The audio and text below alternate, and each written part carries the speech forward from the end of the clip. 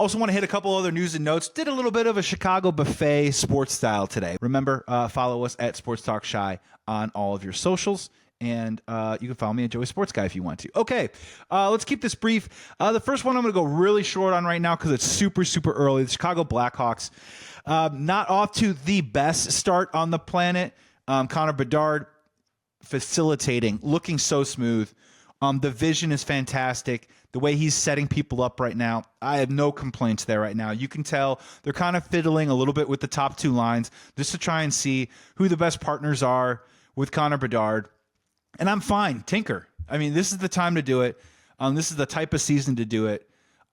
Play almost everybody with Bedard and find out what really clicks and what you can roll forward with moving forward. In general, obviously, their goaltending, it just isn't up to snuff. It's just a problem. I think their third line defense also a problem. We don't really have a ton of depth right now. We have a bunch of guys that are coming up that we're not necessarily playing. We've had some dudes end up on IR, a couple injuries here and there. So look, I just don't want to get too much into the weeds of a determination on where the Chicago Blackhawks are right now.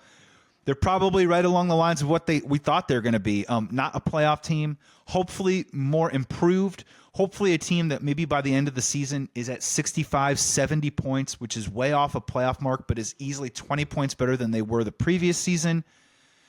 And I think we're going to see some ups and downs and some bumps in the road. I really am obviously enjoying watching Connor Bedard play. But again, it's just a little early to start throwing out stuff of what I think or what I don't think about the Chicago Blackhawks. Let's give it a couple of weeks. Which one should I do next? Huh? Close your eyes. Which Jerry Reinsdorf team do you guys want me to talk about next? I'll do the White Sox. How about we do that? Because I understand why there is a story because of some of the sourcing of what's going on. For those of you not familiar, the Chicago White Sox are horrible. They happen to be historically horrible. You probably know that part. But in the last week, The Athletic released a piece, and a source was able to give them a quote that Jerry Reinsdorf was possibly interested in selling the Chicago White Sox. One of the possible suitors is former A's pitcher Dave Stewart. Dave Stewart is in the market to possibly buy a team. He was a possible connect to maybe be interested in purchasing the White Sox. And he also has a track record of being a prospective owner of a baseball team that has wanted to take a team to Nashville. Don't freak out. If you're driving, White Sox fan, just stay with me on this for a second here. So that's out there.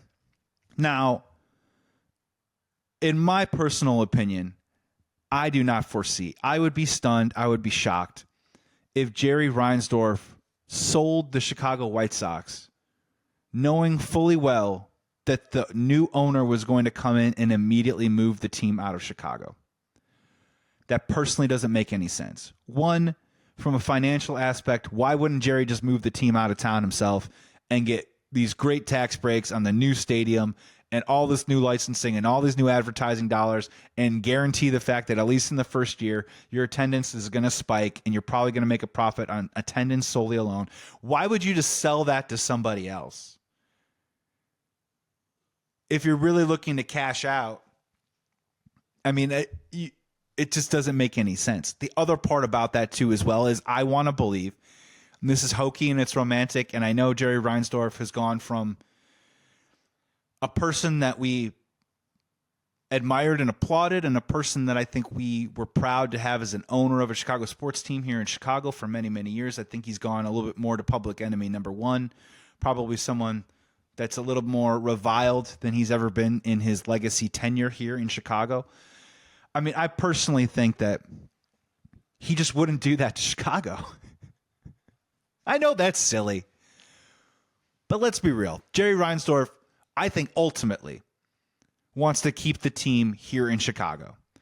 In the 90s, I think that was probably the last time that he really thought about doing it, taking him down to Florida. It didn't pan out. And again, we can also litigate and debate that. Was he just doing that because he's a shrewd businessman? And the easiest way to create leverage is to try and take control of the supply and demand of your product. Oh, you don't want to give me what I want? Well, let me just pull the supply here and move it to a place that wants demand. Oh, wait, you're coming back to the table? You're giving me what I want? Okay, maybe we will sign the deal. So that's where I think I'm probably landing on the Chicago White Sox right now, is I don't think Jerry Reinsdorf is serious about selling the team, nor do I think he's interested in selling the team to someone that would then take the Chicago White Sox out of Nashville. This is a longer conversation, but think about it, White Sox fans. If they moved to Nashville tomorrow, would you still be a White Sox fan? Or would you be hoping for a different ownership group to come in here and rebrand the Chicago White Sox here in Chicago under new ownership? A lot of moving pieces there. But again, this news is worth talking about because nothing else is worth talking about the Chicago White Sox right now. I just don't think Jerry does it. The other part about it, which is obvious, is that your team is historically terrible. Your general manager literally said into a microphone during a White Sox game that they're not going to be spending any money, probably cutting payroll in the offseason, and they need to find production and improvement from within. Production improvement from within, again, the worst Major League Baseball team in history. I would think that the value of your franchise has been depreciated, just this touch. I don't know if that's necessarily the right time to sell, but I'm not necessarily a business whiz. So I think it's a little bit of nothing to see here, a little bit of smoke, but I don't see any fire. And that's where I'm landing with the Chicago White Sox. Of course, we're going to continue to monitor it, and I will obviously talk about it when something more substantial comes out. My final one is the Chicago Bulls. Let's get out of here. Season right around the corner. Season preview. Game 1. Let's go. Chicago Bulls basketball. Okay, here I am. The Chicago Bulls need to lose. They need to lose as many games as possible. They need to tank. They need to figure out all they can to get Zach LaVine as healthy as possible to trade him. They need to play and hope that Vooch stays healthy to trade him. And they need to tank out this season. I'm sorry, Bulls fans, we need to do it. We're not going anywhere without a franchise player. I, for one, am excited to watch Cooper Flagg at Duke play basketball this year. A lot of people think that he could be that type of player that could be a top 15, maybe even a top 10 type NBA talent. And that's something the Chicago Bulls need. You're not going to get anywhere with guys that are fringe all-stars or guys coming off the bench. I love the Kobe White story. You need pieces on a good basketball team, and depth is more important than ever in the NBA, but you need somebody at the head there. The head of the snake needs to be fierce and mighty. It needs to be a franchise player. The Chicago Bulls are going nowhere without that piece. They've been trying for years. All we can do now is watch old podcasts and listen to Carmelo Anthony talk about how he almost signed with the Bulls twice, how he almost signed with LeBron. We could hear about Kobe once shopped for Holmes in a possible trade that would have brought him to the Bulls. None of it matters until they get a difference maker on the basketball team. So I hate to say it, they need to be bad. Can they be fun bad? Can they score some points? Sure. Can Kobe White take a next step? Of course. Am I excited to watch Josh Giddey? Sure. Let's see what happens. Can Patrick Williams maybe take a step forward and maybe try and just convince us that 5 years for $90 million was a good idea? Let's see if it happens with the Chicago Bulls.